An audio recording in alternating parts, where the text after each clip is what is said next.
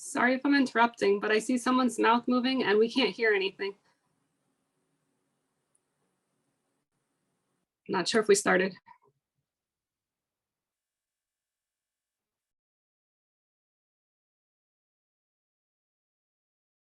Muted. Hello? Sorry, my bad. Got you now. Thank you. Okay, all right. So in 2019, we replaced the hydraulic lifts. That was about $18,000. These other lifts would be about $46,000 if we were to have to replace them. Just to kind of get an idea of what the maintenance cost for this vehicle is. So again, in evaluating our fleet, our primary concern, or my primary concern as a chief officer, our chief Alan Gelder, unfortunately couldn't be here tonight, but our ex-chief would attest to this, is safety of our firemen and of course safety of the community. Our first priority is life safety as firemen. So that's what we're looking at when we're asking for a replacement for this device, is that the safety component is a huge deal to us. Couple of components to that, in addition to just the maintenance piece.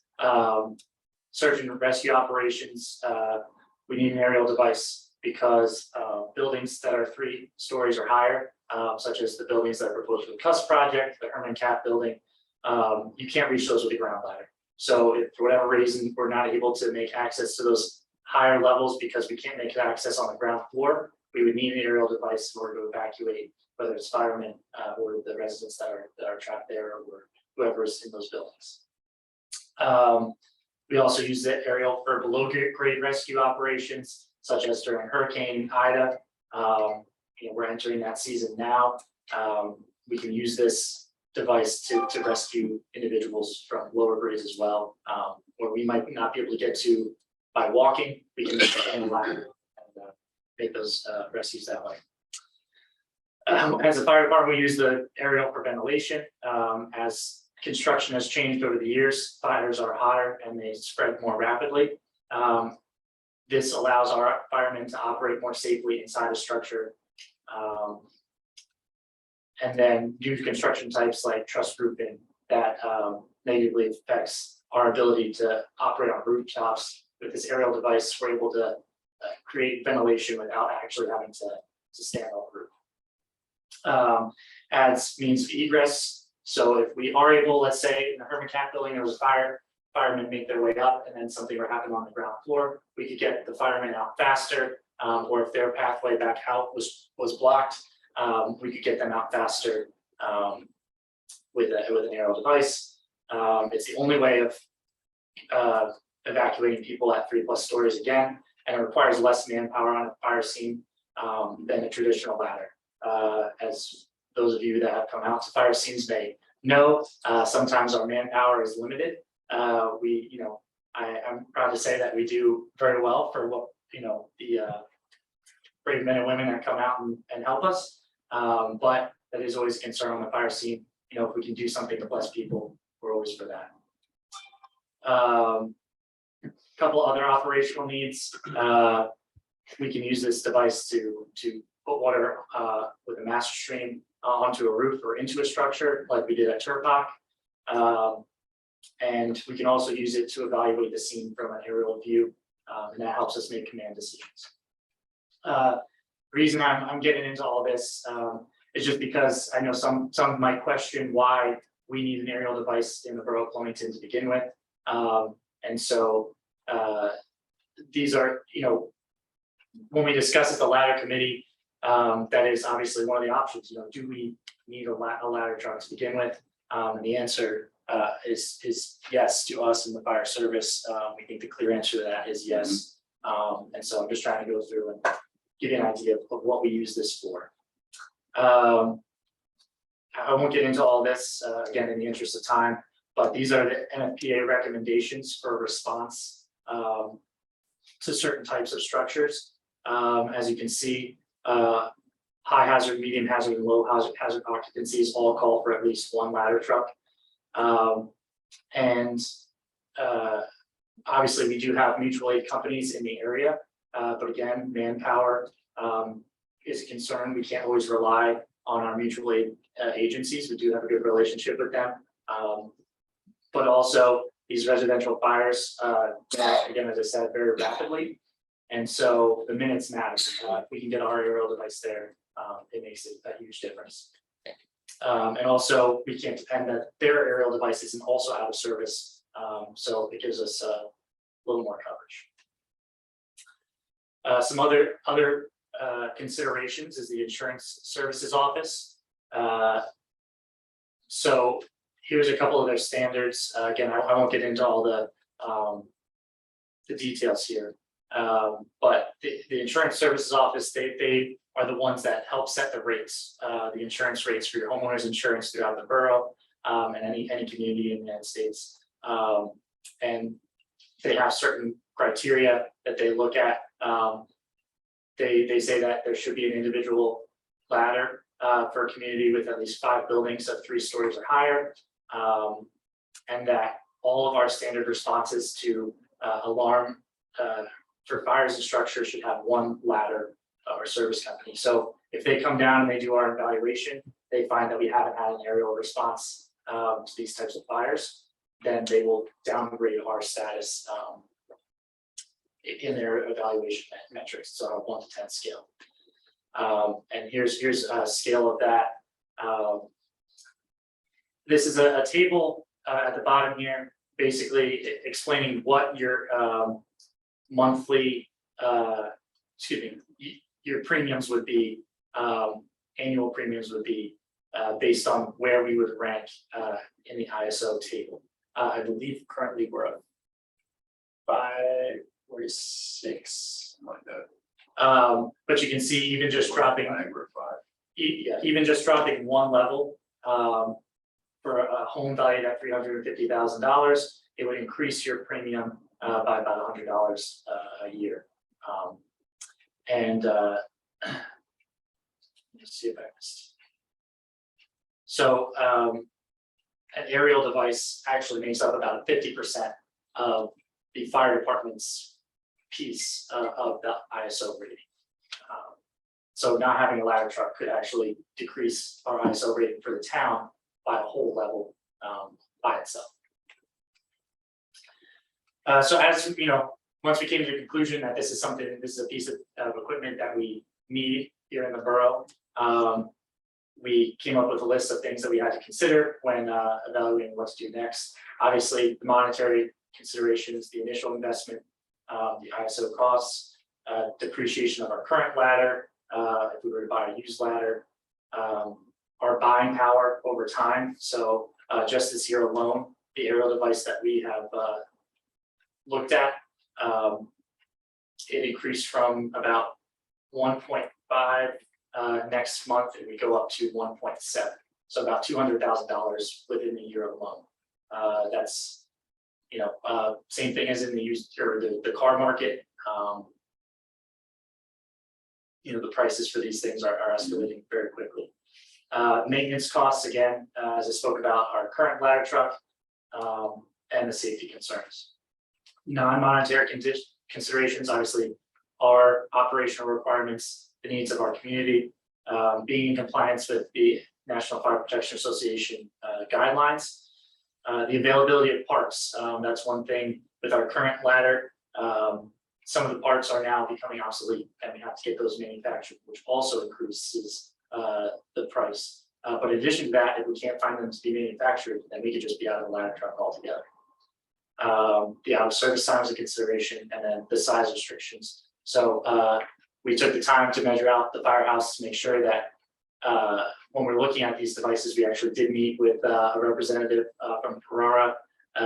Spent quite some time only to discover that it was about a foot too long. Here's the issue with that meeting. The guy sent us specs for a truck that fit in there, and then he showed up with specs for a different truck for the meeting. So the truck that he actually brought was bigger. So it was sort of our fault, but we are doing our due diligence here. Obviously, that's just one of our considerations. If we're looking at these trucks, it's not like we have the whole market available to us. We do have to be a little selective, just because if we aren't, we're going to end up with a much bigger problem. Obviously, if we're asking for an investment of this size, we don't want to leave it out in the rain in the back parking lot or somewhere else. Again, we did explore some alternative options. One being to not do anything, but as you know, I kind of covered in the beginning, our maintenance costs are just getting too great. I think to a level that's irresponsible of us to continue to invest in the truck that's not getting any younger. There's some major safety concerns, obviously the hydraulic components, if those stabilizers break when it's in operational use, that could, again, not just put us at harm, but, you know, everyone in the community. And then again, our out of service time is gonna be great because, you know, even if we do invest that $45,000 to get those replaced, it's gonna be out of service for 6 months. And then, you know, so now that's taken out of service, and eventually, again, like I said, we're not gonna be able to find the parts, and it's gonna be obsolete. We did look at options for refurbishing the truck. But again, that doesn't ultimately reduce the age of the truck. It's just like a regular car, you know, you can put new components into it, but things are gonna continue to break. One of the issues we have with our current aerial is we did talk to Seagrave about upgrading the engine, which is one of the components that we're most concerned about. And they're unable to put any engine in there that's a greater size than what we currently have, because of just the technology and how it's advanced. The cab size of the truck, the way the truck's designed, the cab size. Seagrave said we cannot really do anything with the engine because it's tight. When you lift that cab up, it's all pretty tight. So, and then again, in doing our research, the National Fire Protection Association, you know, in their experience, and they look at these situations all across the country. Refurbishing a truck that's over 20 years old, you're not gonna get the return on investment. You know, that's gonna be a good investment. We also looked at used apparatus. Again, like the used car market, prices are inflated. In addition to that, we have to look at our options that are available here. And also, there's not a lot of fire departments out there that are buying an apparatus for 10, 15 years. I mean, let me just do a Yeah. quick interruption for you. For anybody joining the meeting right now, we are finishing up a work session. We got a late start with it from the fire department presentation on the need for a new ladder truck. So just please be patient. We'll get to the regular meeting as soon as they're done.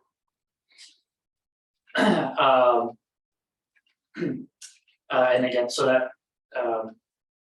and again, that would only be a temporary fix. If we were to find an apparatus that's in good condition, that would fit our requirements, you're looking at 10, 15 years before we're back in front of you again, asking for another replacement. And just like buying a used car, you could get lucky, you could get one that lasts 10 years, no issues. You could also get one in the next month. Now you're doing the same, you know, we didn't spend the time with it. With this one, we've had it since it's brand new, so we know everything that's been done. With a used vehicle, you just don't know. So we did look at a number of manufacturing companies. E1, Ferrara, Seagrave, pretty much every fire department, fire apparatus manufacturer out there. We were limited again by our size restrictions mostly. And after a review of all those apparatus, we did, as the ladder committee, decide that this Pierce Enforcer 100-foot Ascendant aerial tower would be the best option for the borough of Flemington. Obviously, buying a new vehicle, this is going to be all NFPA compliant. It is a 100-foot mid-mount aerial tower. I think the biggest benefit to us is that it has some advanced technology that allows it to be set up within. I think we were out there for 5 minutes and we had people set it up within 30 seconds. So I mean that's a huge benefit to us as a fire department. It can be set up with one person. You can roll this truck up to scene. Driver can get out and have the truck ready to go in under 2 minutes. The approximate overall length is 42 feet. We looked at getting a 10-year warranty on the engine for the apparatus, and then They did have an option for the galvanized hot dip steel components, which would mitigate corrosion long-term to protect our investment. And that was all undercarriage, Correct. Yes. for like the salt, Yeah. the winter salt. I think, and both of those, can correct me if I'm wrong, but neither of those, the 10-year warranty and the steel, I think those are, we're talking about a $1.618 million investment overall. I think those two items were less than $5,000 Each. each. Well, no, I think the steel was 2,000 and I think the warranty was 10. Warranty was 10. Yeah, and the Okay. steel was Steel was, yeah. like 5 or, Yeah. yeah, overall, those are actually two of the only items I think we adjusted from a Right. standard base package, and it was less than. so it was like 15 grand.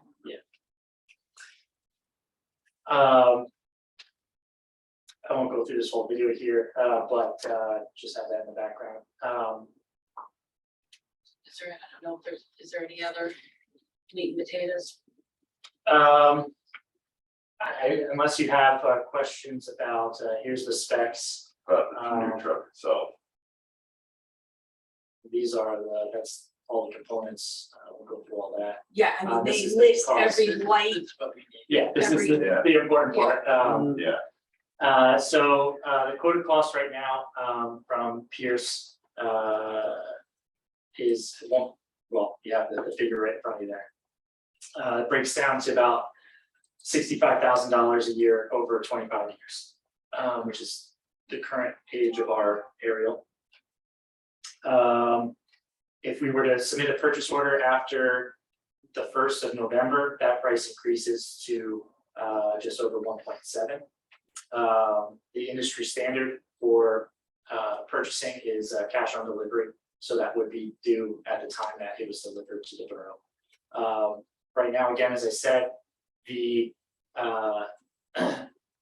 estimated lead time is 26 to 30 months. So we're already looking at delivery. If we were to order this month, it would be September of 2024. I did speak with the manufacturer. They did say that we could delay delivery until 2025 if we chose to do something like that. I, don't supposed to know anything about the budgetary needs of the borough, but I would imagine that probably adds some flexibility. It's either to pay over time or as you guys have different revenue streams coming in. Again, I don't know that aspect of it. And then there's a couple other options. We could pay half the cost of the chassis and the aerial device 12 months prior to completion. So if it was January 2025, we'd pay that January 2024. And you'd save, if you did both, about $30,000. Other payment methods, down payment, where we can make payments during the construction, but it's really up to whatever meets the borough's needs in that aspect. Hang on a second. Hey, Bill Hens, can you jump in? I know we've been putting money aside in the budget annually for the past several years, knowing that this investment would be coming. Do you know off the top of your head what the balance of that fund is? Yeah, the fund you're talking about is the capital improvement fund, and there's, I think probably about 100,000, 150,000 in there. Got it. Thank you.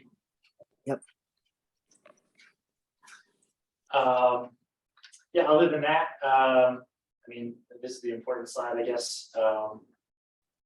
But that's the gist of what we're looking at. I apologize for the technical difficulties here, and but I don't know if you have any specific questions. I had a question regarding the delivery time. You said September 24, but it's 26 to 30-month delivery. So if we ordered in November, we would actually be looking at delivery either February to May time. Of 25. 20, she's saying 26 to 30 minutes. Cause you said, so I'm sorry, yeah, so 2020, yeah, you're correct. Okay. Hey, Bill, another question for you. Given the increase in the price on November 1st, I'm certain that these guys have tried to push that out somewhat, knowing that things take time. Does that have to be bonded and budgeted, even if it's COD before the order is placed? Well, I guess that depends on what the vendor's willing to accept as a contract.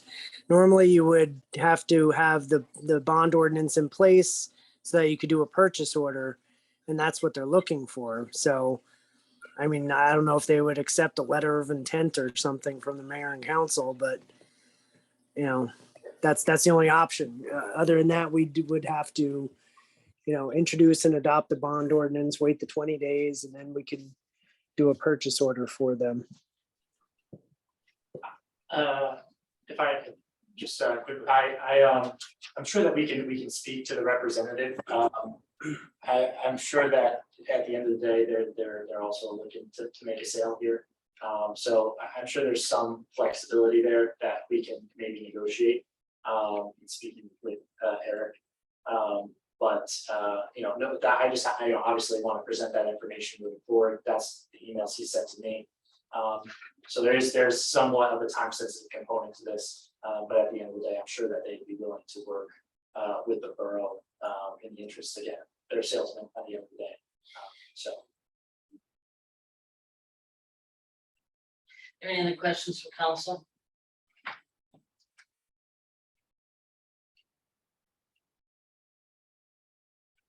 Not for me. I've been in the fire truck meetings, thank you. Okay. Thank you. All right, appreciate your time. Thank you. Thanks, guys. If anybody does have any questions that they come up with afterwards, you can always direct them to me and I'll be in touch with Robbie and Pete.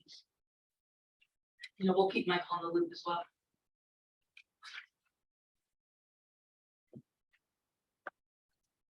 Good job, guys. Thank you. Thank you. Thank you. Thank you very much. You can just close that, it should all be out. All right, please. What? We're gonna go right into the meeting. Now, I jumped in because we were late that we didn't do roll call for the work session. I don't think it really matters. But we're gonna be doing a roll call for the meeting, so. Good evening. September 27th, 2022. This is the regular council meeting of the Mayor and Common Council Borough of Flemington. This meeting is being held in person and online in a hybrid, and as we often do, we have council members here and we have council members online. This meeting is called pursuant to the provisions of the Open Public Meetings Law. This meeting of September 27, 2022 was included in the list of meetings noted, sent to the Huntington County Democrat and Courier News on January 5th, 2022. Posted on the bulletin board at Borough Hall on that date and has remained continuously posted as required. In addition, a copy of this notice is and has been available to the public and is on file in the office of the Borough Clerk. We can now rise to the Pledge of Allegiance. Pledge allegiance to the flag of the United States of America and to the republic for which it stands, one nation, under God, indivisible, with liberty and justice for all. We take the roll call, please. Ms. Hand, Here, Mr. Johnson, Here. Ms. Long, Mr. Long, Here. Mr. Parker, Here. Ms. Rosetti, Here, Ms. Tilly, Here. Stratton. Here. Thank you. I have a very short report tonight. We will be closing Monday on 200 Main Street, the future home of the Flemington Borough Police Department. And you may see some activity moving around about there. They are using the back lot area temporarily to stage equipment for the Elizabethtown gas main replacement. That work continues on Main Street tomorrow and the next few days. They'll be on Broad Street again. We are working with them diligently to limit disruption of Main Street businesses. We did have an incident today where a truck going through the area to catch a wire that brought the wire down. So that was a little bit of a setback for that work as well. The wire was live and it took a while to get that all cleared up. I attended a Huntington County Planning Board session this morning via Zoom, talking about the creation of stormwater utilities. It was quite informative. And also both water stand pipes are operational and serving water right now to our borough water customers. And that's all I have. We'll start from my left, Malik. Hi, Mayor. Thank you. I have a report this week. Okay. Tony? Yep, a couple of things. So I actually attended Derek and Kim will probably talk more about this with HPC. And they're looking to do housing tours. I think what was really interesting for next year, I think what was really interesting about that whole thing is that people were very forthcoming and we talked about the borough and there needs to be more of a spotlight on the historic district itself. Really came up with some great ideas. So I'd be interested in exploring that a little bit more. Yeah, that would be me. Okay, thank you. Next up, we'll go to Council President Jeremy Long. Yeah, good evening, folks. A bit to share tonight. So autism envelopes are available at the police station. All right, these are blue envelopes. These are for drivers who are on the autism spectrum. And according to the Center for Disease Control, the autism spectrum disorder, ASD, is a developmental disability caused by differences in the brain. To quote, people with ASD may behave, communicate, interact, and learn in ways that are different from most other people. There's often nothing about how they look that sets them apart from other folks. The abilities of people with ASD can vary significantly. For example, some people with ASD may have advanced conversation skills, whereas others may be nonverbal. Some people with ASD need a lot of help in their daily lives. Others can work and live with little to no support. So there are those on the spectrum who are independent enough to drive and do other activities. However, this blue envelope can help those for whom communication and social cues are more elusive. How it works is simple. Any autistic individual, verbal or nonverbal, who is operating a motor vehicle places all their credentials in the blue envelope. If an officer pulls the driver over, the driver simply passes this envelope to the officer in order to alert this officer that they have pulled someone over who is on the autism spectrum. This was developed by the Hunterdon County Chiefs of Police Association and has been distributed to municipalities across the county. Again, these blue envelopes are available for borough residents who need or know someone who needs one at the police department. I'll pass this around, but basically the front kind of reminds the driver, put your hands on the steering wheel, remain calm. You might see a flashlight. And then on the flip side, it lets the officer know, that you might see some signs of anxiety. So, again, there's a lot of social cues that might be missed. So, in here is a driver's license, vehicle registration, current insurance card, and any emergency contacts. And I'll just pass this along to take a look at it. It's a fabulous idea. That's tremendous, yeah, and it's necessary. A couple instances reported on September 17th, an intoxicated individual was found in the bus stop shed at Liberty Village property. 2 officers on foot patrol were able to arrest the individual after some uncooperative behavior. On the 21st, police responded to an out of control individual during an interaction with a man. He threatened to kill the officers and spit at them. The man was subsequently arrested. This next incident you can place in the good news file. During the evening of Friday, September 23rd, a 65-year-old female walked away from a program facility on Broad Street. On the afternoon of Sunday, September 25th, Miss Karen Newton was located. She was transported by ambulance to the hospital for treatment.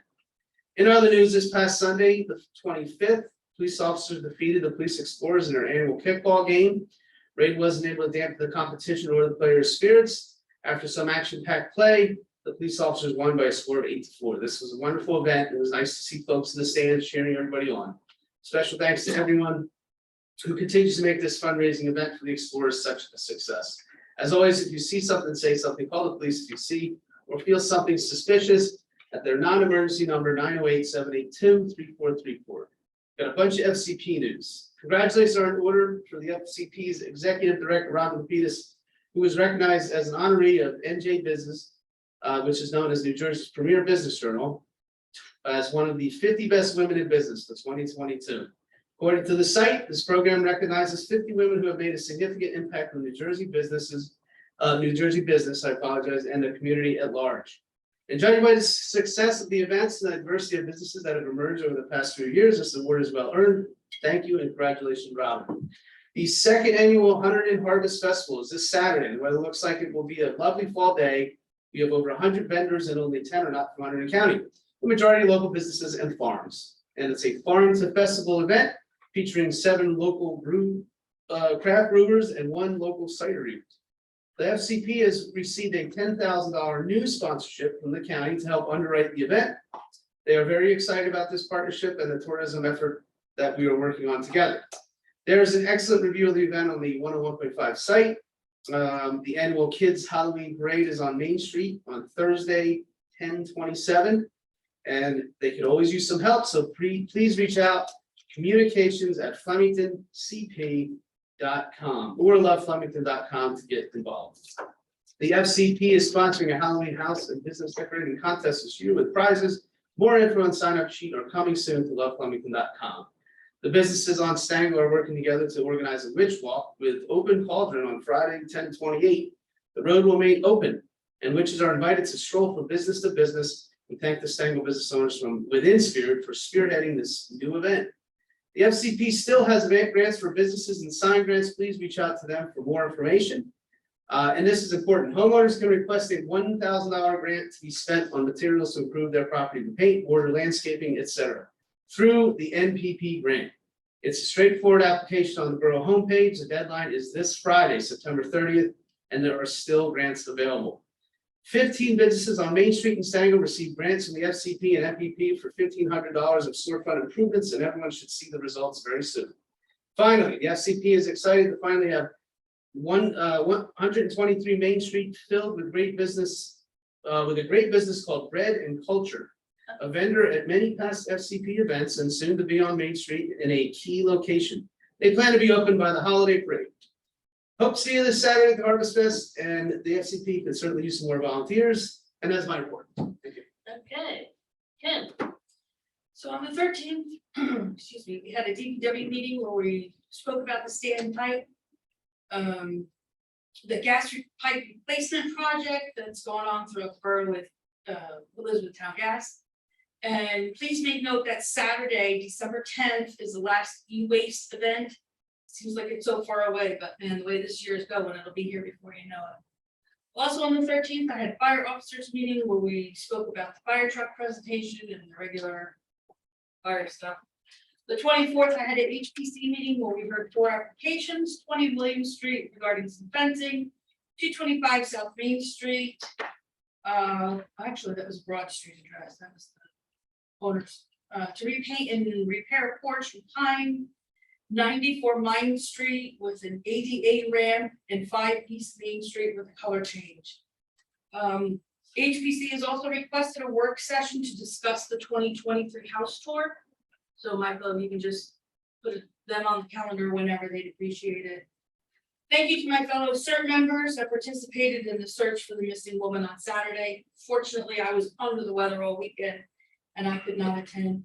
And thanks again to Robert Shank and Pete Nemec of the Flemington Fire Department for the presentation this evening on the new ladder truck. That is it for me. Thank you. Now we'll go to our online participants. Let's go to Liz Rossetti first. Thank you, Mayor. Not too much on my end. I did have a good conversation with Dave Giuliani regarding code enforcement. There's been a couple issues with some businesses, some overcrowding of vehicles, as well as another parking lot that has been being misused for storage and loading and unloading. But he is optimistic, always working diligently, that he will be working with them to get everything cleaned up. Hopefully no violations will need to be issued. And other than that, everything is running smoothly. That's all I've got for today. Thank you. Doing cleanup duty is Jen. Thank you, Mayor. The Flemington Borough Community Garden is working on fundraising for materials for a fence. The plan is to raise the funds, and then Habitat for Humanity will help with the labor for putting up the fence. And that is it for me. Okay, thank you. That brings us to our first public comment session. If we have anybody in the public in person, I don't see anyone who would likely be commenting. You can step up to the microphone, and Mike, at some point, the mic should be set up. And if you're online, you can click the raise hand option to speak, to indicate you'd like to speak. While we're waiting, did we receive any emails or anything? Emails, man. And okay. I'm not seeing any hands go up, so we're gonna go ahead and move on. First up is approval of the minutes of Monday, September 12th, 2022. Tilly will move. Long will second. Ms. Hand, Yes. Mr. Johnson, Abstain. Mr. Long, Yes. Mr. Parker, Yes. Ms. Rosetti, Abstaining. Ms. Tilly. Yes. And next up is approval of the minutes of the September 12th, 2022 executive session. Tilly will move. Long will second. Ms. Hand, Yes. Mr. Johnston, Yes. Mr. Long, Yes. Mr. Parker, Yes. Ms. Rosetti, Abstain again. Ms. Tilly. Yes. Okay, that brings us to our consent agenda. We're gonna have a motion to approve the consent agenda unless anybody would like to pull anything out. Tilly will move. Long will second. Ms. Hand, Yes. Mr. Johnston, Yes. Mr. Long, Yes. Mr. Parker, Yes. Ms. Rosetti, Yes. Ms. Tilly. Yes. It's passed. That brings us to our regular agenda. I am going to request to amend the agenda. If we don't mind to move up resolution 2022-194, authorizing the expansion of the construction contract to Revax Contracting by $99,157. This is in connection with the water and sewer improvement project at Hopewell and Dewey Avenue. We do have our municipal engineer Jerome Harris here, and rather than keeping him here all evening to tell us what the genesis of this change order is, I'd like to see if somebody would make a motion. Tilly will move. Long will second.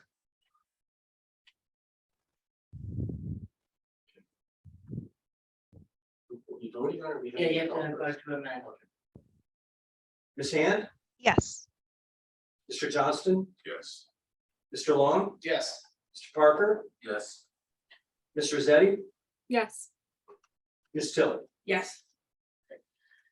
So let's bring that to the table. This would be for consideration and vote, resolution 2022-194, authorizing the expansion of the construction contract with Revax Contracting by $99,157 in connection with the water and sewer improvement project for Hopewell and Dewey Avenues. We could have a motion to open the floor so Jerome can speak. Tilly will move. Long. Ms. Hand, Yes. Mr. Johnston, Yes. Mr. Long, Yes. Mr. Parker, Yes. Ms. Rosetti, Yes. Ms. Tilly. Yes. And we just lost Mr. Harris. Excuse me, I was gonna say. He was there a moment ago.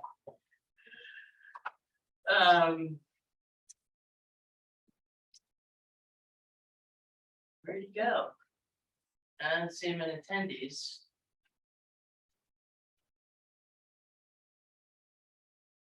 Did you think we didn't need him?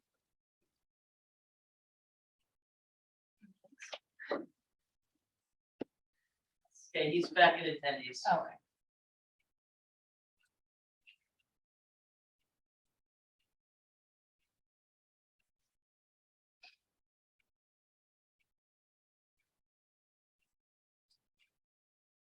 There it is. There he is. Okay, Jerry, the floor is yours. Can you tell us what the genesis of this rather large change order is? And you're muted.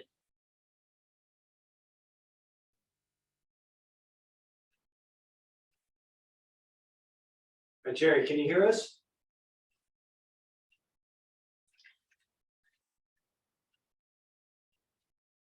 Hey, Jerry?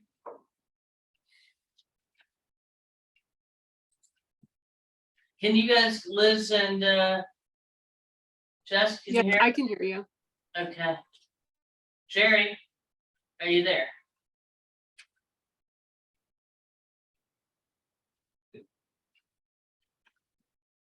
He must be having technical issues. Yeah, usually he comes on video. Yeah. Oh, there we go. Hey, Jerry.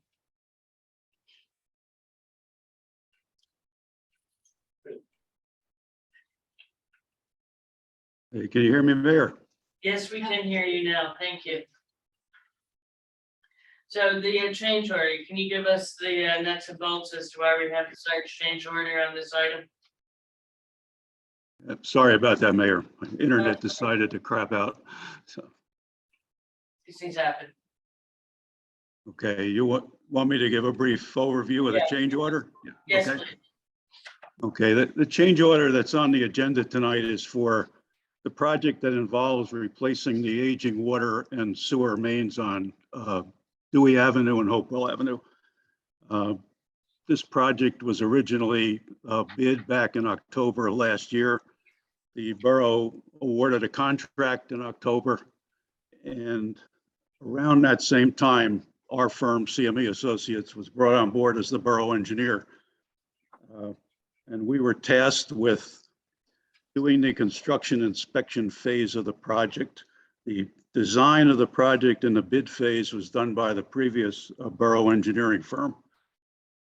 As we were preparing for that assignment, we noticed the problem with the sewer on Hopewell Avenue. And to understand the problem, you should know that the borough's sewer collection system is completely a gravity system. There's no pump stations. What that means from a practical standpoint is if a sewer is going to be replaced, it needs to go in the same location, the same depth, the same slope as the existing sewer. And what we found is the existing sewer on Hopewell Avenue, while it varies from spot to spot, is in places 12 feet below the road surface. The plans for the project show the new sewer going in at, again, it varies, but roughly 7 feet below the road surface, or 5 feet higher than the existing sewer. That's just, the system will not function properly if that was to take place. So we have instructed the contractor to plan on installing the sewer at the 12-foot depth. Unfortunately, his bid price was based on the 7-foot depth, not the 12-foot depth. So there'll be additional costs in labor, equipment, shoring for the deeper trench, material costs, manholes that were expected to be 7 feet deep or 12 feet deep, all legitimate extra costs to the contractor. The contractor submitted their pricing for the extra work. We reviewed it. We went back and forth a few times, and we've come to an agreement on what we think is a fair and equitable price for the extra work. And that's what's contained in the change order that's on the agenda. I'll just finish by saying, unfortunately, there's really no viable alternative other than to do this and put the sewer in at the deeper depth to make the system work properly. And I'll be happy to answer any questions anybody has. Does anyone have any questions? So I guess my question is this, so are you saying that prior to you coming on board, that's what I think I heard you say, so please correct me if I'm wrong. There was another engineer, but was it a contractor engineer or was it a borough engineer? Our It engineer, would- Can he answer that question, please? Go ahead, yes, could you please? Yeah, the prior borough engineering firm designed the project, yes. And so the point, I guess what I'm trying to understand is, because this is a huge mistake, right? So is there no repercussions from the prior engineering firm? Do they have like no stake in the game on this? I'm just trying to understand this. That's something we should have a discussion about in a closed session. Okay. Yeah. Okay, thank you. Okay, very good, thank you. That clarifies it, thank you so much. And I think from a standpoint, not only from my standpoint, but from a standpoint of our constituents who ask questions like this, that you gave a really good why this happened. So I think this is a really good conversation. So I appreciate you coming and clarifying. Okay, thank you. any other questions?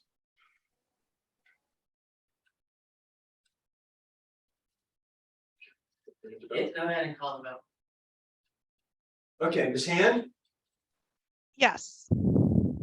Mr. Johnston, Yes. Mr. Long, Yes. Mr. Parker, Yes, Ms. Rosetti, Yes. Ms. Tilly, Yes. it's passed. Thank you, Jerry. Okay, thank you, everyone. Good evening. Thank you. That brings us to the rest of our regular agenda. First up is ordinance 2022-13. This is second reading and public hearing establishing business registration, insurance registration. We're gonna have a motion to open the public hearing. Tilly will move. Oh, sorry. Are there any Okay. comments for the public hearing on the business insurance registration? While we're waiting, basically, this is a state law that requires businesses to carry a certain amount of insurance and requires us to do the enforcement, as many state laws often are, and passes the cost on down.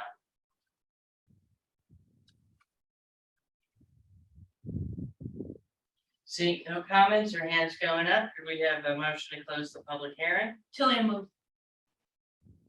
Council will second.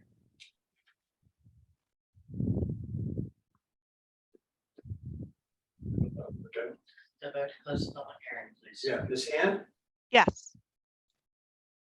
Mr. Johnson, Yes. Mr. Long. Yes. Mr. Parker, Yes. Ms. Rosetti, Yes. Ms. Tilly. Yes.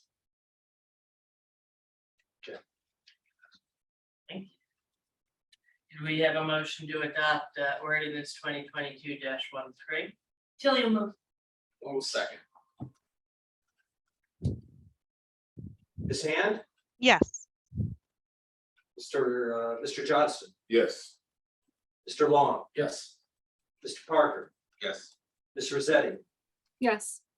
Ms. Tilly. Yes. Pass. Thank you. Next up is ordinance 2022-14. This is second reading and public hearing.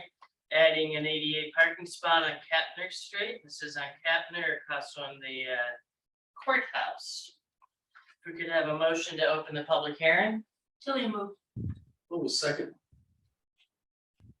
Ms. Hand, Yes. Mr. Johnston, Yes. Mr. Long. Yes. Ms. Parker. Yep. Mr. Parker, sorry, Ms. Rosetti, Yes. Ms. Tilly. Yes. Do you have any comments or questions about the adding an ADA parking spot on Kettner Street? Now is your opportunity. If you're online, you can click raise hand.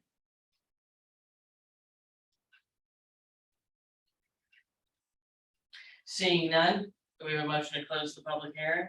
Tilly will move. Oh, second. Ms. Hand, Yes. Mr. Johnston, Yes. Mr. Long, Yes. Mr. Parker, Yes. Ms. Rosetti, Yes. Ms. Tilly. Yes.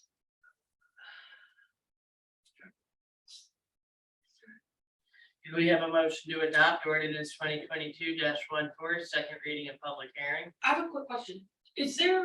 Are we adding 2 more parking spots to this ordinance or is that a separate ordinance? Second. Yeah, we need perfect. to open the Okay. floor then to have the first.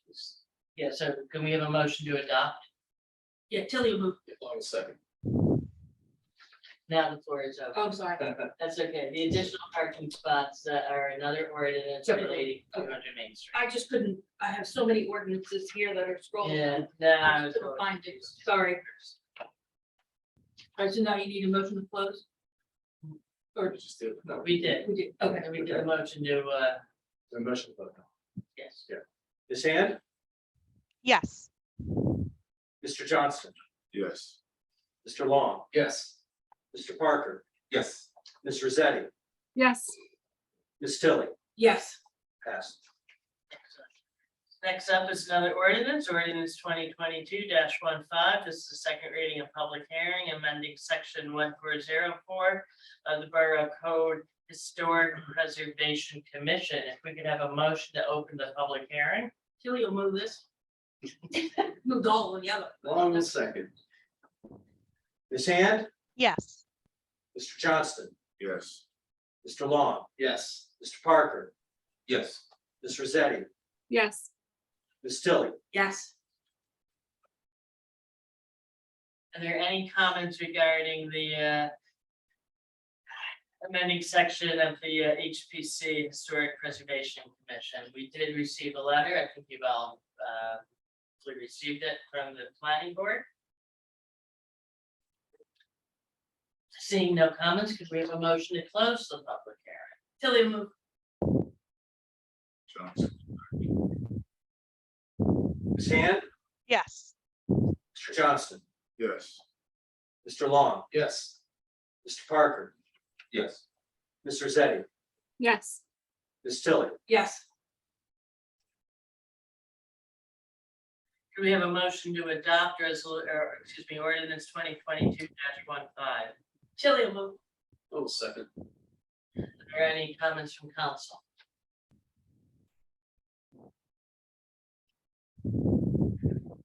Ms. Hand, Yes. Mr. Johnston, Yes. Mr. Long. Yes. Mr. Parker, Yes. Ms. Rosetti, Yes. Ms. Tilly. Yes. Passed. Congratulations. Oh my gosh, thank you. I never did. That's a big feather in my hat right there. There you go. You can retire now on that. Next up is again another second reading and public hearing. This is ordinance 2022-16, second reading and public hearing, ordinance accepting a lease on property. Do you have a motion to open the public hearing? Tilly will move. Oh, second. Ms. Hand, Yes. Mr. Johnston, Yes. Mr. Long. Yes. Mr. Parker, Yes. Ms. Rosetti, Yes. Ms. Tilly. Yes.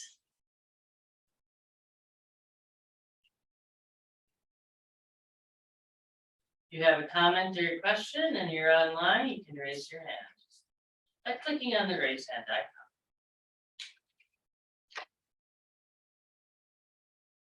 Or what, star 9? Or start now, but I don't see anybody on the notes. Oh, okay. Seeing none, could we have a motion to close the public hearing? Tilly will move. Handle second. Ms. Hand, Yes. Mr. Johnson, Yes. Mr. Long. Yes. Mr. Parker, Yes. Ms. Rosetti, Yes. Ms. Tilly. Yes.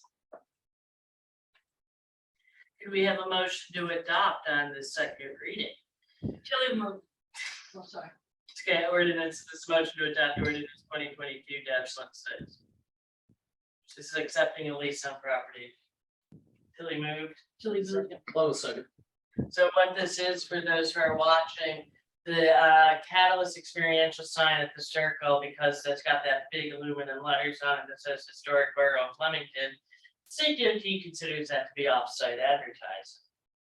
And so they require us to have a landhold lease. This landhold lease involves no money other than them paying taxes on the full value. And it allows that historic borough of Flemington part of that sign to remain intact so that it can function as approved by the planning board. Any other comments or questions?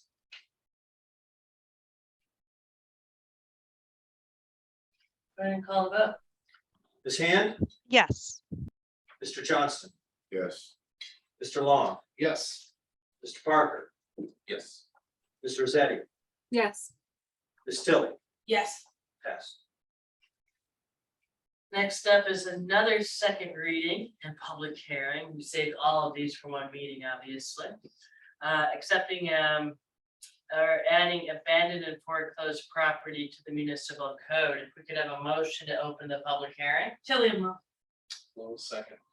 Ms. Hand, Yes. Mr. Johnston, Yes. Mr. Long. Yes. Mr. Parker, Yes. Ms. Rosetti, Yes. Ms. Tilly. Yes. You have a public comment about the abandoned and foreclosed property code? That was the time to raise your hand. I just want to point out that there are fees involved with this registration. This is a new state law. Those fees, however, are paid by the lending institution that is foreclosing on property, so as to not burden the homeowner who is in foreclosure any additional financial distress.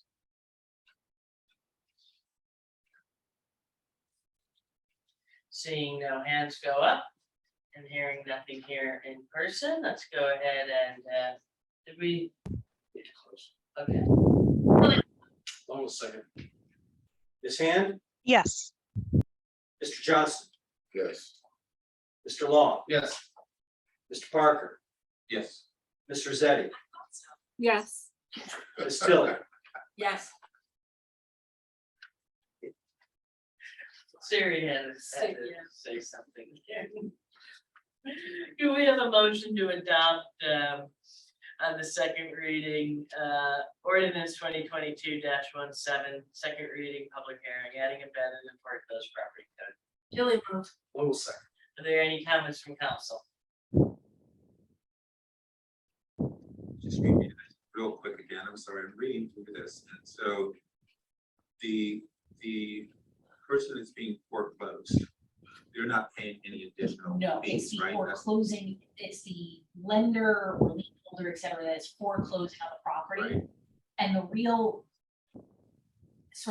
benefit of this ordinance is what happens oftentimes, the property gets foreclosed on, a bank's in charge of it. Mhm. There's property maintenance issues and the borough does not know who to contact, Right. because as you can guess in this day and age, a mortgage gets foreclosed on, it gets sold 10 times Exactly. before anything happens.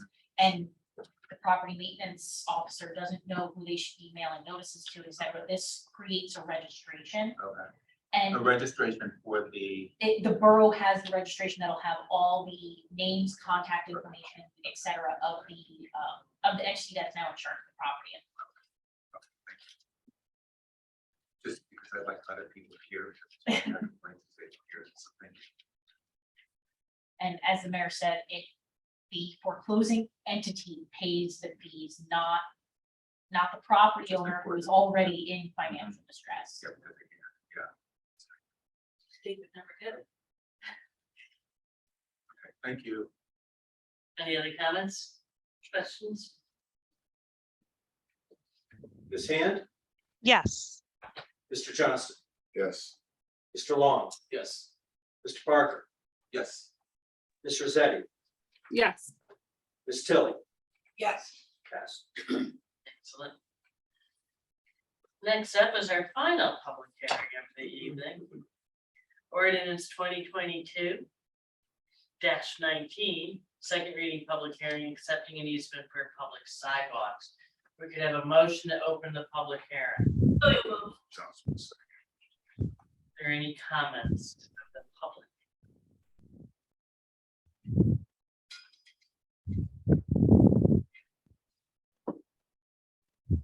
Seeing no hands go up, we have a motion to close the public hearing. Tilly moved. Johnson. Ms. Hand, Yes. Mr. Johnston, Yes. Mr. Long, Yes. Mr. Parker, Yes. Ms. Rosetti. Yes. Say yes, sir. Yes, okay. Yes. Sorry. Ms. Tilly. Yes. Do we have a motion to adopt Tilly Or- moved. ordinance 2022-19, second reading of public hearing, accepting easement for public sidewalks? Tilly moved. Almost second. Any questions, comments? Basically, this is along Bloomfield Avenue. It's part of the Courthouse Square project. There is a little cutaway along Bloomfield at the entrance to part of the apartments that are going in there for drop off and pickup and package deliveries. Because that cutout actually cuts into the public sidewalk, the sidewalk will go around that cutout and goes onto the property owned by the redeveloper. However, this gives us rights to use it as a public sidewalk. Any other comments, questions? The borough will be maintaining that? For the or Mr. Costa. Well, Somebody will be, right? the adjacent property owner always is responsible for maintaining their sidewalks. Sounds good to me.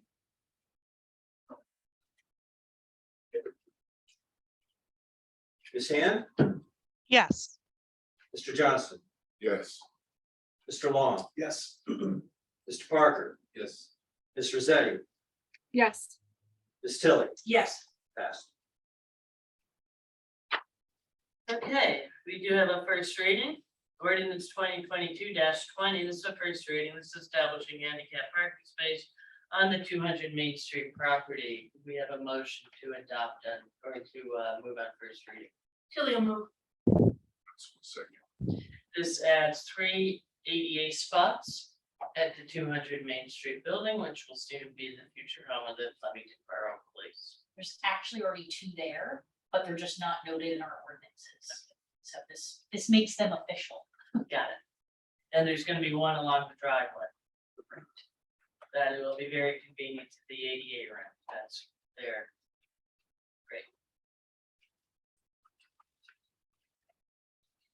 Okay, Ms. Hand, Yes.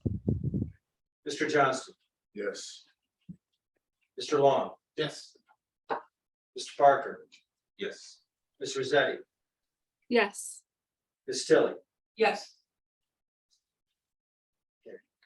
And I would imagine the public hearing for that will be in a month, since you would have missed the deadline today for publication. Correct. So the public hearing on that will be on October.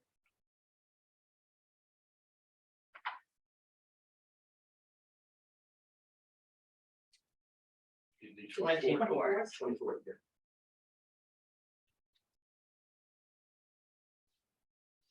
Next up, ordinance 2022-21, this is the first reading, this is adding section 1-5 to the Borough Code entitled Violations and Penalties. Do we have a motion? Tilly will move. One second. Can you give us the quick and dirty on this, please? Yes, this is just a blanket violation and penalties section. It's for, it protects you if by some chance, some part of your ordinance doesn't specifically set out violation and penalties for an ordinance violation. This covers you that the borough is still entitled to get violations and penalties in municipal court. So specifically what? How does it, I'm trying to It's- understand. It's for anything that doesn't have, so if, again, your ordinances are very, very long. And so if there was an oversight somewhere where there is something that there's an ordinance violation, but not a corresponding violation and penalty section. This is a blanket one that covers you, so that there is a punishment for violating an ordinance, even if there isn't a specific punishment in there. And so it just sets a range. So it's just very general, it's a blanket. Yeah, it's a blanket, it covers you in the event that there is, So somebody will Something, get yeah. something. yes. Okay. I would note in addition to that too, that we did do an update on those violations a few years ago as well. Some of them were very outmoded, like fines of like $10. So we brought those all up to date over the past few years. We can just hang for a moment. Mr. Johnston had to step out, so we will adjourn for just a moment before we move on so that he can vote.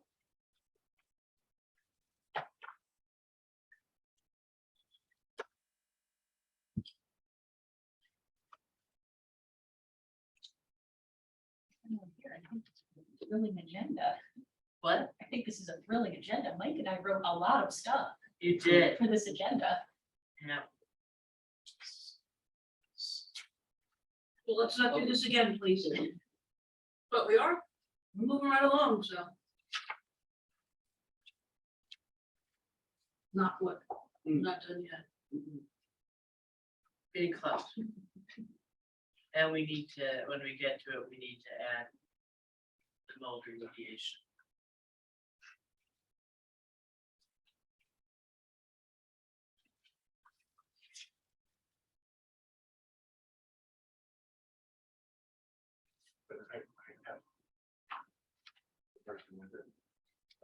Yeah, I proved it.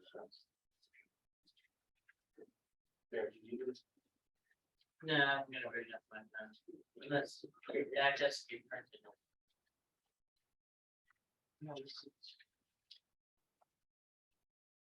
I have the agenda.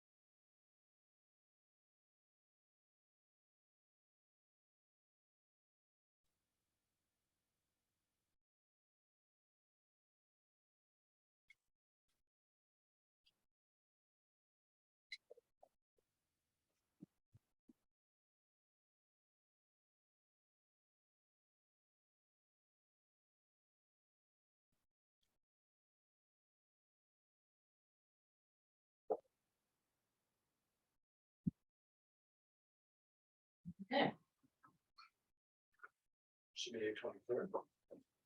So we're coming out of that very short adjournment and resuming the meeting now. I think we're doing about. The vote, yes. Vote to intro. Ms. Hand, Yes. Mr. Johnson, Yes. Mr. Long, Yes. Mr. Parker, Yes.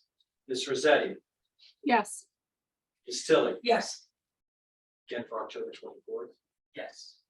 Public hearing on that will be October 24th, where violations, blanket violations and penalties, part of the municipal code. Next up was another first reading. This is ordinance 2022-22, first reading and adding and amending lead paint and fire prevention code requirements. Tilly will move. Long was second. Can you give us the quick and dirty? Yes, so this is the state enacted a law regarding inspections for lead paint in rental property, rental and owned properties too. And so this just puts those in place. It requires the borough to have a qualified lead paint inspector available to property owners. Property owners are able to get their own privately hired inspector. Nobody on our staff currently holds the certification. It's not one that's very widely held right now. I'm sure that will change, but to get us sort of over that hump until maybe someone on staff can hold that certification, we Mike came up with the idea, why don't we contract with someone but have them available on set days, like, 1 or 2 days every other month. And that's what, and if people can try and schedule for that, if they can't, they can get it done themselves. So that's why we set this up. And then we're not entirely sure what the actual cost of each inspection will be, because Flemington is required to do dust wipe sampling, which means that every window and doorway has to be wiped down. And so the cost is going to vary for each unit, depending on how many doors and windows there are. But So- we recoup that, right? from Yes, the- we will, the ordinance is set up that it will be, we'll put out a fee schedule once we get a contract with a lead paint inspector. We've already started looking into that. And since we were doing the lead paint requirements, we also decided to revamp the fire prevention code requirements, the periodic inspections that have to be done. It was just a section that was kind of old and outdated. So now we just revamped that to now, we can hopefully make the lead paint inspections and the fire code inspections coincide and happen at the same time. They have to happen every 3 years or upon a change in tenancy. So we're hoping that we can just kind of do those in, So how do we hold people accountable? How's that held accountable? there are fines for not compliant. But how do you know? Like, do they have to file something like how do they know? We also have a landlord registration, so all the landlords in the borough have to register, so we know where there are rental properties. Okay, I understand that. I got that. So what I'm asking is, how are you holding the landlords accountable? How's the borough holding them accountable? So is it like a schedule they come up with and say on March of 2022, they had an inspection, so they won't have to do it again? Yes. So- And so they're notified that that's gonna Yes. happen? Yeah, they'll have That's to, what I'm trying when they understand. register, we included that in their landlord registration, they have to provide us either their last lead-free certification or something that shows when they were last inspected. And believe me, your property maintenance and code official people, they can find those illegal apartments. Mhm. Yeah, we discovered quite a few of them with the changeover in the garbage. They often, things will trigger their knowledge, water usage, certain things, and if someone's renting a space, Mhm. they will know it. I can almost guarantee that, but this is trying to get all the inspections, instead of them happening piecemeal, all at different times, trying to get them sort of on the same schedule and happen all at once. Yeah, plus we had a donut That makes because sense. the 1 and 2 dwelling unit rentals did not require a fire inspection. So this closes down. Yeah, and the fire inspection, when I say fire inspection, it's the state required smoke detector, carbon monoxide, nothing that should be too onerous for a landlord. Mhm. So it's a very long acronym now because of all the stuff they put in. It starts with a C. Starts with, So it's a fire inspector and then the sled inspector is doing it. right, So they're working jointly together. yes, well, we're Well, hoping that hoping. we can, hopefully we can get it to be on the same track. And once the lead paint inspection certification becomes more common as this law starts to go into effect, the hope is at some point you'll have someone on staff that will just go take the class and get certified, but this gets us over the kind of the hump of when that'll happen again, because there's not many people that hold this certification right now. Because the law doesn't actually go into, you don't have to start doing the inspections until July of 2024, I think is when it's. Correct. Yeah, when we have to have it, so, By the end of June 24th. yeah, so hopefully by then, more people will have the certification. Call the vote to move on to first reading. Okay, Ms. Hand, Yes. Mr. Johnson, Yes. Mr. Long, Yes. Mr. Parker, Yes. Ms. Rosetti, Yes. Ms. Tilly. Yes, Okay, October 24th.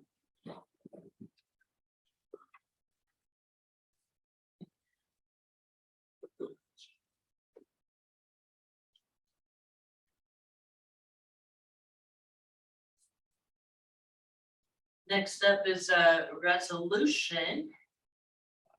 2022-182, this is appointing Andrea Shell as the municipal court violations clerk. Motion, Oh, so Long will second. any questions? And this was the position that was, wow, just wanted to make sure I'm remembering this. So Malik. that somebody, and then. Thanks for that. Yeah, something like that, yeah. Malik, did you interview her? No, I did not. Thank you. Any other questions? No, we have to move it. We moved it. Any other We moved it. questions? Okay, Call the vote. Okay, Ms. Hand, Yes. Mr. Johnson, Yes. Mr. Long, Yes. Mr. Parker, Yes. Ms. Rosetti, Yes. Ms. Tilly. Yes, Okay, pass. Next up is resolution 2022-199, recognizing National Hispanic Heritage Month, 2022. You have a motion? Tilly will move. Almost second. Any comments, questions? So what do we do with this? So they're being recognized without this. What is the borough? To let the Latin community know that this has been resolution and we're recognizing national Hispanic Month. Same with African American. We have that for African. So what, how would that work it out? That's what I'm trying to understand. It's fine for us to sit here and do that. But how do they know this is happening? We'll put out notification to the community through email, through Facebook, on the website. Not everybody else. So it could be doing anything else. You could put an event together. No, an event is coming together, but I'm asking what, Yeah. okay, so you're asking me to do that now, but if we had done that before, that would be fine. I'm just Yeah. asking, how do we get the notice out? Other than We're going to doing door to this. door, Well, no, is there I something mean, that, other than is there that, something like a banner? Is there anything that happens that says we're recognizing? I mean, if you do one banner, then you have to do, You're generally not. Yeah. Okay, I'm just 15 other throwing that banners. out as an example. I'm just asking the question. do you have any Because I think that suggestions? that's very important. So do we work with Robin to say, what are we gonna do for this month? Because it's gonna come back next year. Oh, yes, So- also. So what are we doing? Jeremy, are you gonna talk Well, about? I mean, but if we have the health office, are we saying that, you know, for National Hysteric Month, we're Hispanic Month, we're doing this, we're celebrating Pride to it. There's, and I'm saying this because I talked to the Latin community and that's a disconnect. So I'm trying to understand, how do we connect this? And this is a great way to do it, by the way. I'm just trying to understand, how do we get the word out? And we don't have to answer that now. I'm just putting that out there because we need to answer that question. Whether it's for that month, you know, Asian, African American, I don't care. It just has to be recognized that it's being done. That's my point. Hey, Ricky, I see you're here. Maybe you could write an article. He's on the agenda. Yeah, Ricky, we'll have the next public comment session at the end. Can't actually bring it quite yet because of Robert's rules, but we'll get it.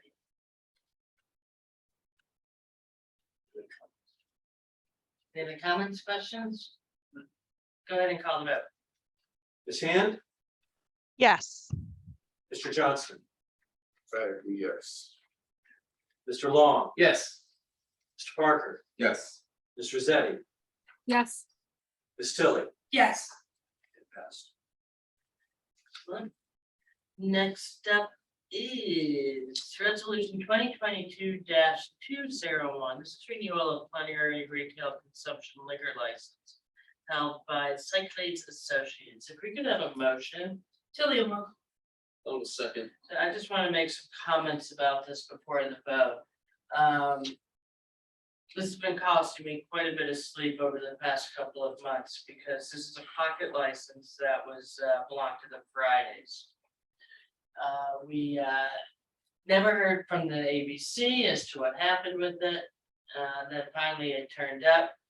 And the current law in New Jersey regarding liquor licenses is a disgrace. And basically, because Flemington's population is just under 5,000 people, if we decided as council to not renew this license, which I wish we could, we simply don't get it back. It would disappear into thin air. And I don't think anybody in council wants to risk that happening. So this is on here reluctantly. It's a very strongly worded resolution saying that this is a one-year renewal.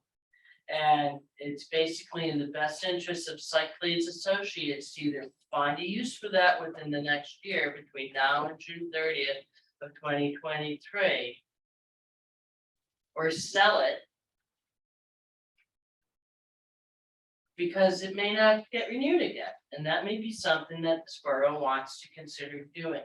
It is not serving the economic benefit to this borough. And it is really exposes a flaw in the ABC.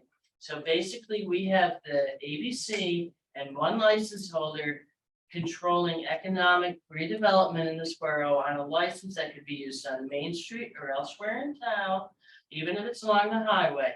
But it could be serving a place that could be serving alcohol. Additionally, there were some real concerns about the application the applicant made to the ABC when they stated that the central business district of this borough is at the 202 circle, which is a lie. The central business district of this borough is not at the 202 circle. Additionally, they said that there's no economic reasons, no economic harm being caused by this license not being in use. And again, that is a lie. I'm very disappointed in the ABC. The ABC, our state representatives, our state legislators, as well as the governor will receive a copy of this very strongly worded resolution expressing our dismay that we are forced into a corner to renew this, rather than putting it back out on the market and getting it to use and perhaps selling it. And the ABC is concerned that this license has value. However, courts have stated time and time again, including in this borough, that liquor licenses do not have value. You cannot put a lien on them. You cannot take them during a bankruptcy proceeding, as we learned with the previous license in this town. So it really speaks to the need to modernize the liquor licensing scheme in this state. And I will also be having our borough attorney write a letter basically pointing out what I just stated, that this is a downright shame and that being forced to renew this license rather than putting it back on the market or forcing them to put it back on the market causes serious economic harm to this borough. Yeah, and I'll agree with Mayor Driver. I just can't imagine that Flemington Borough is the only municipality, only town in Jersey that's dealing with a situation like this. I just can't imagine one of them. So I would hope that we can have some teammates here. And yeah, this is economically, it's an unfortunate reality, but here we are with it. So that's it. Any other comments? And really, I wish I could sit here and say, council, this is in front of you, and I suggest you don't renew it, but we have no choice if we want to keep that license available in the borough. For those who don't know, we get one license every 3,000 people. We have 4,800 people, so basically, if a license goes away in that way, it just disappears. And there's no way to get it back until we have like 5,000 people, and that's not happening, even with all the redevelopment we have going on. There's never gonna be 9,000 people in this borough. We definitely don't want to lose liquor license. No. However, we are hoping we can perhaps force a sale on that license or let them put it to use properly. Any other comments, questions? Okay. Go ahead and call the vote. Ms. Hand, Yes. Mr. Johnston, Yes. Mr. Long, Yes. Mr. Parker, Yes. Ms. Rosetti, Yes. Ms. Tilly. Yes, Okay, passed. Next up is resolution 2022-203, authorizing a 36-month payment plan for a water connection service for block 43, lot 6, also known as 150 Broad Street. For a motion. Tilly will move. 1 second. So basically what this is, we have a few homes around this borough that do have private wells, that predate, that are grandfathered in as a private well serving just that house. This house is a home that has a private well. Unfortunately, there is, still pollution coming from the Turpot property.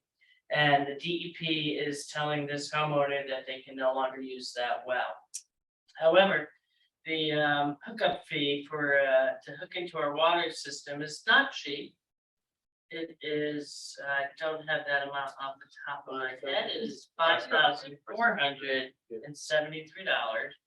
And she did ask us, the homeowner did ask us if we could do a payment plan to get hooked up to the borough water supply, and that's what this is, approving a payment plan. It's 36 months. $152 per month that she will need to pay. Any other questions, comments? Did we move it? We moved it. Yeah. Okay, Ms. Hand, Yes. Mr. Johnson, Yes. Mr. Long, Yes. Mr. Parker, Yes. Ms. Rosetti, Yes. Ms. Tilly. Yes, Okay, passed. Excellent. And we do need to do another agenda amendment. We do have a late resolution to add regarding mold remediation at 200 Main Street. It's not bad mold remediation. It has to do with the building being closed up for a few years. I'll have Michael talk about that in a moment, once we have a motion to amend the agenda. Tilly will move. 1 second. Vote on amending. Ms. Hand, Yes. Mr. Johnston, Yes. Mr. Long, Yes. Mr. Parker, Yes. Ms. Rosetti, Yes. Ms. Tilly. Yes, Okay, So hold on, we have to bring it to the floor. Could we have a motion to adopt, what is the number, resolution 2022-203? 204. 204. Tilly will move. 1 second. Could you please give us the down and dirty?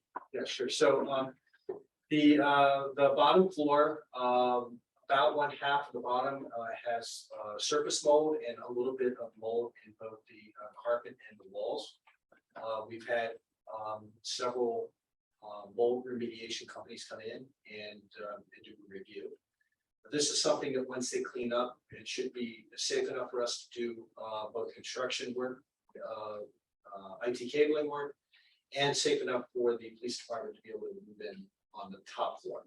The bottom floor will not be occupied until we actually do like a phase 2 reconstruction, but that will allow for construction crews to do the work without any harm.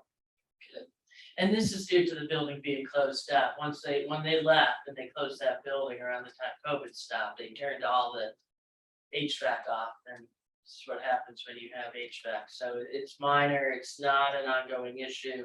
It's not a problem with the building, we saw it when we inspected the building and neither this. The building is good bones. The furniture, some furniture was damaged, so we'll salvage what we can, but throw away most of that too. Any other questions, comments? Go ahead, call. Ms. Hand, Yes. Mr. Johnston, Yes. Mr. Long. Yes. Mr. Parker, Yes. Ms. Rosetti, Yes. Ms. Tilly. Yes, And I'm sorry, just for the record, what was the amount on that? Came out to be $15,700 some dollars. Okay, thank you. Exact amount. $754.61. Thank you. Thanks for printing it out. Yep. That brings us to our second public comment session. Ricky, you had your hand up earlier when I said maybe you would write an article. You can speak now if you want. Let me go ahead and give you the permission to speak. And then normally, I'm gonna bring up to panelists because you have an older version of Zoom. Normally, we don't, reporters don't generally speak during meetings, but you did it again because I did request your assistance. Yeah, hi. Hi, everyone. Hi, Mayor. Hi, Mr. Parker. It was a great point you made. My comment would be, I don't think the Latin American community that I interact with in the borough is reading the publications in English to very much observe that the borough is celebrating Hispanic Heritage Month. Might be a better approach to do a video for the online. I think that's a good thing. That can be posted on the borough website. That could be posted on Tap Into. I don't have a comment on which publication in print they would read in Spanish that I could put something in, though I have ability to speak Spanish on video, which I actually just did yesterday with a student that's visiting from Spain. So happy to talk to you about further ideas and multimedia content on that. But it definitely does need to be done. And I'd actually say that's also a good way to get people to know about the Harvest Fest coming up on Saturday. Definitely a fun family event for all families. So we should think about that. Thanks. Thanks, don't go Ricky. anywhere. Oh, hold on. We didn't get his name in. after. Yeah, hey Ricky, before you go away, just if you could just state your full name and where you're speaking from and address. Yeah, sure. Ricky Masson. I'm from Montgomery Township, 438 Millstone River Road, Belmead. And I'm Montgomery Township Chair of the Landmarks Commission, but I work in Flemington as a very much involved news reporter for a bunch of companies at this point. So independent. Thanks, Ricky. Thanks, Ricky. Thank you, sir. Thanks. Do we have any other public comments?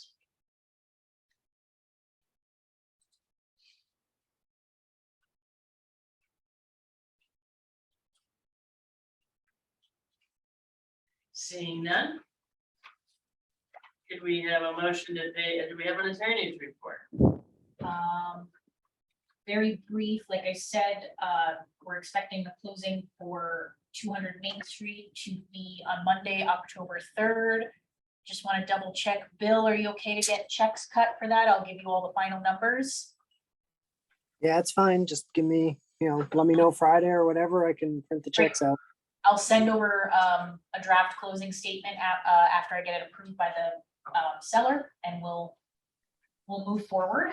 The other item is I did get notification from a new attorney for the Spice Factory building. They requested a developers agreement, so I think they're going to be, pulling building permits. They got an approval on that. The developers agreement. Yes, that's like your standard, here's all your performance guarantees. Oh, okay, good enough, Yeah. because I was gonna say, 'cause it's not an area needed for development. No, that's a formality, so I think you'll start seeing some activity there. Great. Because that sort of developers agreement is kind of your last step before you pull your permits, because once that's signed, you have to start posting your guarantees. So obviously, no one wants to put any money up before they're actually ready to go, so. I think that's good news for the borough. That looks like it'll be a good project, and does provide some affordable housing. Yeah, so that project was approved 2018. Yes, 2018, 19, and then they got an extension, and then they got another extension because of COVID. Because of So, COVID. an extension. And So that property was recently sold to Yes, new and developers. there's a new developer, Got so exciting. we may start seeing movement there in the next few months. Okay, and it's 15% affordable, like Yes. others I recall. I remember I attended the planning board meetings on it. Yeah. Yeah, it's kind of a cool project. And is that retail on the first floor? It's commercial. I don't think they specified what exactly it's going to be. Okay. But there are, yeah, they got their approvals, they're on file. There's 2 phases to the project. They start with renovating the existing building and then they build like another accessory building, so. Yeah, so they're adding, I think, 1 floor to the 2 floors to the top of the existing building. Kind of cantilevered back, as I recall, and then they're building an identical building to match the first one on the further back of the lot. Do we have a motion to pay some bills? Johnson. Hold on a second. Ms. Hand, Yes. Mr. Johnston, Yes. Mr. Long, Yes. Mr. Parker, Yes. Ms. Rosetti, Yes. Ms. Tilly. I have to abstain because there's a $56 reimbursement check in there for me. Well, we can take it out. I'm sure you could. Let's get past. Thank you. Is there any reason to go into executive session? No. Do we have a motion to adjourn? So you move. Handle second. All in favor? All in favor? Aye. Aye. Any abstentions? Anybody not want to adjourn? Have a great Great to see evening. everyone.